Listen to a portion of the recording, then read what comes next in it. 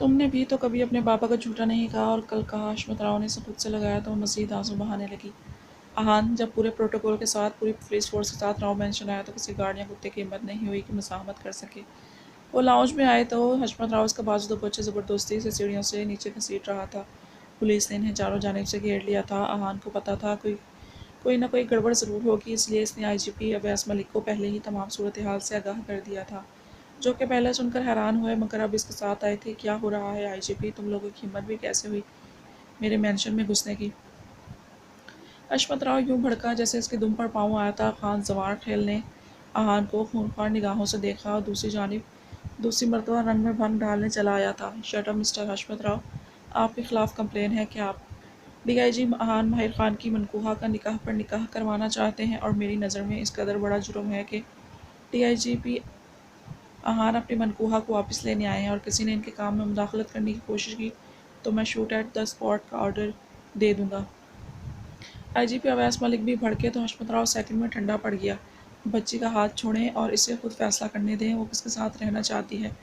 اویس ملک چلائے تو حشمت راؤ نے تڑپتی مچلتی اصابری کا بازو چھوڑ دیا، اور پھر سیکنڈز میں وہ بھاگ کر احان کے سینے سے لگی تھی کہ کچھ لمحوں کے لیے تو احان بھی اس کی اس بے باکی پر بھوکلا گیا۔ ماتھے پر بے شمار بل تھے مگر IGP کے سامنے شرافت کا مظاہرہ کرتے ہوئے اسے نرمی سے الگ کر کے اپنی پشت پر چھپایا، نہیں تو بعید نہیں تھی کہ اسے خود سے دور پٹک کر اس کے ہوش ٹھکانے لگا دیتا۔ یہ آپ لوگ اچھا نہیں کر رہے۔ حشمت راؤ کے دم پر پاؤں آیا۔ ناک کے نیچے سے اس کی پرسنل پراپرٹی نکال کر لے جانے والا تھا تو وہ بلبلاتا کیوں نہیں؟ دیکھ لینا، اپنے آفس میں ہی ہوتا ہوں، احان نے کہا، اور وہ لوگ اصابری کو لیے باہر نکلتے چلے گئے۔ سارا نے سکھ کا سانس لیا۔ احان نے اسے اپنی گاڑی میں بٹھایا۔ IGP اویس ملک اور تمام فورس اسے آدھے راستے تک چھوڑنے آئے تھے مگر اس سے آگے احان نے یہ جاننے کے باوجود کہ ان کا تعاقب کیا جا رہا ہے، اویس ملک کو واپس جانے کا بول دیا کہ وہ دشمن کے ساتھ اپنے طریقے سے نمٹنا چاہتا تھا۔ اویس ملک لوگوں کے واپس چلے گئے۔ اب وہ اکیلے وائٹ پیلس کی جانب جانے لگے مگر بہت جلد ان کی گاڑی پر فائرنگ کی بوچھاڑ ہو گئی۔ احان اپنا سارا غم و غصہ اسٹیئرنگ پر اور اپنے تعاقب میں آنے والے ان کتوں پر نکال رہا تھا جب وہ اس کے پہلو میں پور سجی دلہن بنی بیٹھی بلک بلک کر رو رہی تھی۔ بلیک پر گولڈن امتزاج کے کام پر ڈارک گولڈن جویلری میں وہ آسمان سے اتری کوئی نازک اندام اپسرا ہی لگ رہی تھی مگر سوگوار۔ احان پلیز مجھے معاف کر دیں۔ بار بار ایک ہی گردان کیے جانے پر اس کے ماتھے کی پھولی رگوں کی ہوا نکلنے کا نام ہی نہیں لے رہی تھی۔ ان کے تعاقب میں آنے والے گنڈوں کی فائرنگ سے ان کی گاڑی کا ٹائر برسٹ ہوا، شاید تبھی گاڑی ہچکولے کھانے لگی تھی۔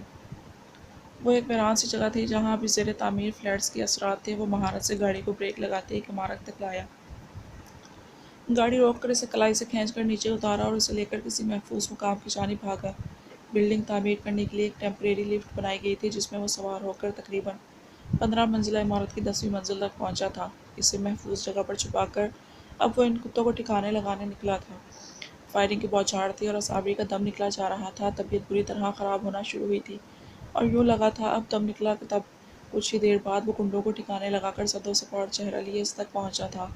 کہاں جانا ہے جلدی بتا دو تاکہ انٹی کو دیے گئے وعدے کے مطابق محفوظ مقام تک پہنچا دوں، کافی سرد لہجے میں اصابری کو کہا تو اصابری رونا بھول ہی گئی تھی۔ احان، مجھے وائٹ پیلس جانا ہے آپ کے ساتھ، ہمیشہ ہمیشہ کے لیے آپ کے ساتھ، آپ کے قریب، آپ کی بن کر رہنے کے لیے۔ اصابری نے تڑپ کر قریب آ کر اس کی شرٹ مٹھیوں میں بھری تھی۔ وہ گہرے گہرے سانس بھر رہی تھی۔ اس کی حالت سے صاف پتہ چل رہا تھا وہ بڑی مشکل سے سانس لے رہی ہے، ایک ہاتھ کی مٹھی میں تو اس کی زندگی قید تھی انہیلر کی شکل میں۔ احان نے اس کا ہاتھ بری طرح جھٹکا تھا۔ یہ تم اب نے ممکن ہی نہیں رہنے دیا اصابری، وائٹ پیلس تو نہیں جا سکتی تم، کیونکہ میں احان ماہر خان اپنے پورے ہوش۔ ایک مرتبہ پھر اصابری نے اس کے الفاظ کو اس کے منہ سے چھین لیا تھا کیونکہ اس نے مٹھی میں پکڑا انہیلر 10ویں منزل سے نیچے جانے کہاں اچھالا تھا۔ احان نے پھٹی پھٹی نگاہوں سے اس کی یہ حرکت دیکھی۔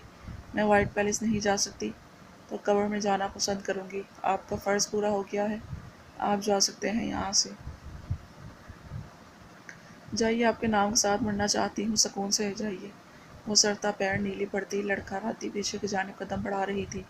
اگر وہ ایموشنل لیس تھا گرین ماسٹر تھا تو سامنے بھی صدا کی ضدی اور اکڑ صابری شاہ تھی جو اس کی جدائی سے بہتر موت کو گلے لگانے کو ترجیح دے رہی تھی۔ احان غصے سے اس کی جانب لپکا تھا اور اسے بازو سے پکڑ کر جھنجھوڑا تھا۔ یہ کیا کیا پاگل لڑکی تم نے؟ احان گھرایا مگر بے سود، تب تک اس کی سانس گلے میں ہی اٹک چکی تھی۔ وہ لڑکھڑا کر زمین پر گری۔ احان نے اسے اپنے بازو کا سہارا دیا اور یہی وہ لمحہ تھا، یہ پل جب وہ ہری بلا ہو کر خود مرنے والا ہو جاتا تھا۔ اپنی زندگی کے ضیاع کے خوف سے احان کے جسم کا سارا لہو نچڑ کر جیسے چہرے پر آیا، پھر وہ بغیر سوچے سمجھے اس کے نازک لبوں پر جھکا اور اس کے سینے میں سانس اڈیلنے لگا۔ مسیحائی کا یہ انداز صابری شاہ کو جی جان سے قبول تھا، تبھی گہرے گہرے سانس بھرتی اپنی کھوئی ہوئی سانس ہموار کرنے لگی۔ اس کے عشق کی خماری کا طلسم تھا کہ اس کی سانس جلدی بحال ہو گئی، مگر اب یہ اس سے الگ نہیں ہونا چاہتی تھی۔ تبھی اسی گردن کے گرد بازو مائل کر کے وہ بہت ہی بے باکی سے اس کے نابی ہونٹوں کو نرمی سے چوم رہی تھی۔ احان ششدر سے اس کی بے باکیاں اپنے ہونٹوں پر محسوس کیے گیا۔ عجیب فسوں خیز لمحہ تھا جو چاہتا تھا ختم نہ ہو، مگر ابھی صابری شاہ کی سزا ختم نہیں ہوئی تھی، اس لیے اسے جھٹکے سے خود سے دور کیا۔ مگر صابری شاہ نے آگے بڑھ کر پھر اس کا گریبان پکڑا تھا۔ احان، اب اگر ایک مرتبہ اور آپ نے یہ الفاظ اپنے منہ سے نکالے تو میں اسے 10ویں منزل سے کود کر اپنی جان دے دوں گی۔ احان نے اس کے ہاتھ پر ایک جھٹکے اور اسے بازو سے پکڑ کر واپسی کی راہ لی۔ لفٹ سے نیچے اتر کر اسے دوبارہ گاڑی میں دھکیلا اور خاموشی سے ڈرائیونگ کرنے لگا۔ صابری کی طبیعت جیسے اب بھی بگڑی ہوئی تھی، تبھی سیٹ کی بیک سے سر ٹکا کر آنکھیں بوند لی۔ وہ جانتی تھی اسے سخت قسم کا ناراض کر چکی ہے، مگر وہ صابری شاہ تھی، اسے اپنی محبت، اپنی زندگی کو منانا اچھے سے آتا تھا۔ پوری گاڑی میں فس و خیز و خاموشی تھی۔ تقریباً آدھے گھنٹے کی مسافت کے بعد گاڑی جھٹکے سے وائٹ پیلس کے پورچ میں رکی تو صابری نے آنکھیں کھولیں اور نیچے اترنے کے بجائے اس کا بے تاثر چہرہ دیکھنے لگی۔ احان، گیٹ آؤٹ صابری شاہ، وہ گرایا۔ صابری کے گلے میں ایک پھندا سا لگا تھا، اسی لیے وہ اپنے ہونٹوں پر ہاتھ رکھتی اندر کی جانب بھاگی۔ احان نے تیزی سے گاڑی بیسمنٹ کی ڈرائیو وے کی جانب بڑھائی تھی۔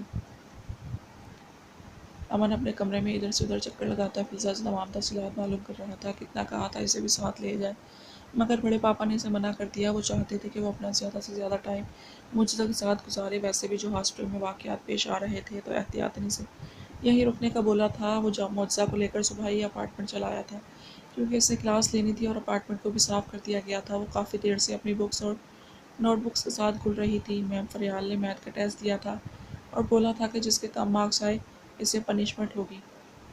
معجزہ نے نوٹ بک کو بیڈ پر پھینک کر ماری تھی۔ کچھ سمجھ نہیں آ رہا تھا اور میم فریال بھی ان دنوں کچھ زیادہ ہی سختی کر رہی تھی۔ مطلب اب جب یہ ٹیسٹ سرے سے سمجھ ہی نہیں آ رہا تو صبح میم سے پوری کلاس کے سامنے پنشمنٹ اور بے عزتی تو پکی تھی۔ وہ بے بسی سے اس ہونے والی بے عزتی کا سوچ کر رو ہی پڑی۔ امن، جو کہ بے چین سا تھا، اسے ایک نظر دیکھنے کو موبائل میں ایک اسکرین آن کی تو بے تحاشا چونک گیا۔ اب کیا ہوا؟ اتنی رات کو یہ کیوں رو رہی ہے؟ امن سخت متفکر ہوا اور ایسا ہو سکتا تھا کہ اب وہ اسے فضول میں آنسو بہانے دیتا۔ قدم خود بخود اس کے کمرے کی جانب آ گئے تھے۔ ہلکے سے ڈور ناک کیا، اندر معجزہ چونکی۔ اس وقت اپارٹمنٹ میں معجزہ اور امن کے علاوہ کوئی اور نہیں تھا۔ کون؟ معجزہ نے یوں ہی پوچھ لیا، حالانکہ جانتی تھی دروازے پر کون ہے۔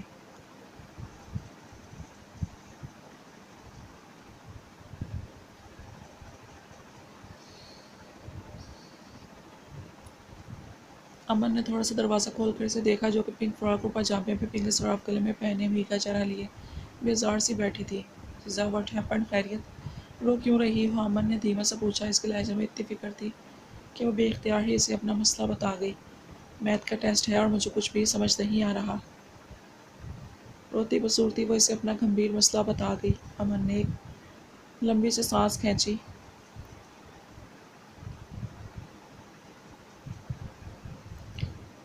میں پڑھا دوں؟ امن نے جھجکتے ہوئے پوچھا۔ معجزہ نے بھیگی پلکیں اٹھا کر بے تاثر چہرہ لیے اسے دیکھا۔ بے عزتی اور پنشمنٹ سے بہتر تھا وہ چپ چاپ جی کھڑا کر کے تیاری کر لے۔ تبھی پین، بک اور نوٹ بک اٹھا کر بیڈ سے اتری۔ امن کا دل جیسے کانوں میں دھڑکا تھا، ایک سرساری سی رگ و پے میں دوڑ گئی، مگر چہرہ بے تاثر ہی رکھا۔ امن پیچھے مڑا اور لاؤنج میں چلا آیا۔ لاؤنج میں ایک صوفے پر بیٹھ گیا۔ وہ دھیمے قدموں سے چلتی، اسکارف سر پر سیٹ کرتی اس کے ساتھ والے صوفے پر آ کر بیٹھی تھی۔ امن نے لاکھ چاہنے کے باوجود اس کی جانب دیکھنے کی کوشش نہیں کی تھی، اپنی تمام تر توجہ نوٹ بک پر ہی رکھی۔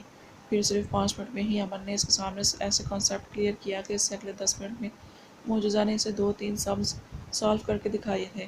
گڈ، ایسے ہی مزید کوشش کرو، امن نے بالوں میں ہاتھ پھیرتے اسے کہا۔ معجزہ نے ایک نظر اسے دیکھا۔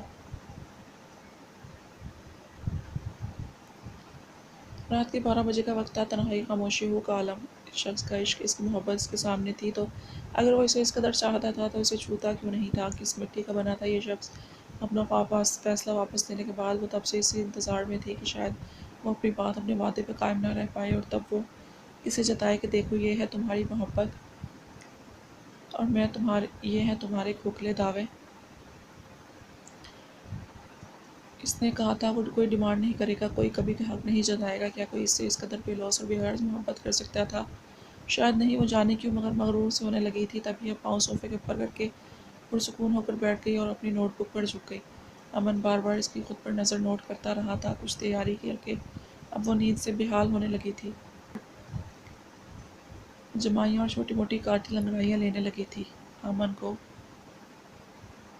اس پر ٹوٹ کر پیار آیا، مگر مصیبت تو یہ تھی کہ وہ اس کی ان حرکتوں پر کھل کر مسکرا بھی نہیں سکتا تھا۔ وہ اٹھ کر کہیں گیا تھا۔ معجزہ نے ایک چور نگاہ اس پر ڈالی اور پھر نوٹ بک کی جانب متوجہ ہو گئی۔ وہ کچھ دیر بعد آیا تو اس کے ہاتھ میں بھاپ اڑاتے کافی کے 2 مگ تھے۔ ایک میں خاموشی سے اس کی جانب گہری نگاہ سے دیکھتے ہوئے بڑھایا، جو معجزہ نے تھوڑی سی جھجک کے بعد تھام لیا۔ کپ تھامتے معجزہ کی مخروطی گلابی انگلیاں اس کی انگلیوں سے ٹکرائی تھیں، تو دونوں کو کرنٹ سا کھا کر چونکے تھے۔ معجزہ فوراً بک کی جانب متوجہ ہو گئی اور امن اپنی جگہ پر بیٹھ گیا۔ معجزہ نے کپ ٹیبل پر رکھا اور نوٹ بک اس کی جانب بڑھائی، جو کہ اس نے نرمی سے تھام لی۔ نہیں، ایسے نہیں، وہ پھر اسے سمجھانے لگا۔ معجزہ قریب ہوئی، اسے اچھی طرح سمجھا کر وہ پھر پرسکون ہو کر سیدھا ہو کر بیٹھ گیا اور گھونٹ گھونٹ کافی پینے لگا۔ اس وجود کا آس پاس ہونا کس قدر دل نشین اور دل فریب احساس تھا، امن کو سکون رگوں میں خون کے ساتھ گردش کرتا محسوس ہوا۔ معجزہ نوٹ بک کی جانب متوجہ ہوئی، یوں ہی نوٹ بک پر توجہ دیتے کپ اٹھا کر لبوں سے لگایا۔ 2-3 سپ لے کر بے دھیانی میں کپ اپنے پاس صوفے پر ہی رکھ لیا۔ معجزہ بری طرح سہمی تھی جب اچانک امن نے اسے بازو سے پکڑ کر اپنی جانب کھینچا۔ وہ جو اپنے دھیان میں ریلیکس ہو کر بیٹھی تھی، بری طرح اس کے سینے سے ٹکرائی۔ یہ آپ کیا کر رہے ہیں؟ غم و غصے سے کراتے معجزہ نے اس کے ہاتھ دور جھٹکے۔ امن نے نرمی سے اسے چھوڑ دیا، مگر اب بھی وہ اس کے اتنے ہی قریب کھڑی تھی کہ اس کے سانسوں کی جلتی تمش اب امن کو اپنے سینے پر محسوس ہوئی۔ کچھ نہیں کر رہا، نہ ہی کچھ کرنے کا خود کو اہل سمجھتا ہوں، بس پیچھے مڑ کر دیکھو، امن نے نرمی سے کہا۔ تو معجزہ نے پیچھے مڑ کر دیکھا تو اس پر گھڑوں پانی پڑ گیا۔ گرم گرم کافی کا کپ صوفے پر الٹا پڑا تھا۔ اگر وہ اسے نہ کھینچتا تو یقیناً معجزہ کی ٹانگ جل جاتی۔ شرمندگی کے احساس سے وہ سرخ پڑ گئی تھی۔ مجھے سمجھ آ گئی ہے، میں کر لوں گی تیاری، آپ کو نیند آئی ہوگی، آپ آرام کریں جا کر، وہ نگاہیں جھکا کر بولی تھی، اور اب اس کے پاس بیٹھنا ناممکن تھا۔ امن نے اسے دیکھا، جب کہ اس نے بول دیا تھا تو اسے جانا ہی تھا۔ اوکے، بیسٹ آف لک، امن کہتے اپنے کمرے میں چلا آیا۔